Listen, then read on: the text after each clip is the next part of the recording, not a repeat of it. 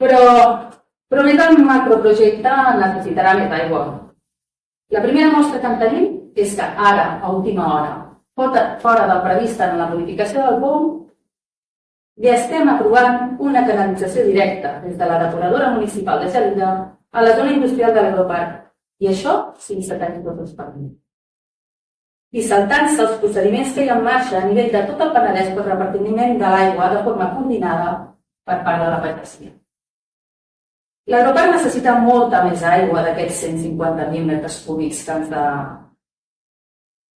fet creure que ja eren suficients.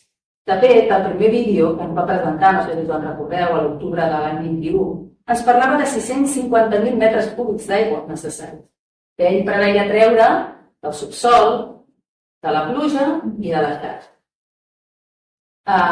No va tenir permís per treure aigua del subsol. En aquesta última votació i a última hora s'està aprovant una canalització directa per agafar aigua de la depuradora municipal de Gelida per l'ús particular del senyor Ametller.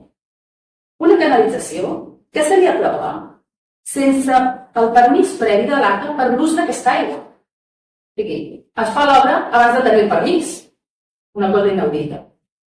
Una aigua que fins ara anava al riu i que, com hem dit abans, en situació de sequera, com la que hem estat vivint, s'estava treballant perquè els pagesos la poguessin fer servir de forma justificada i equitativa.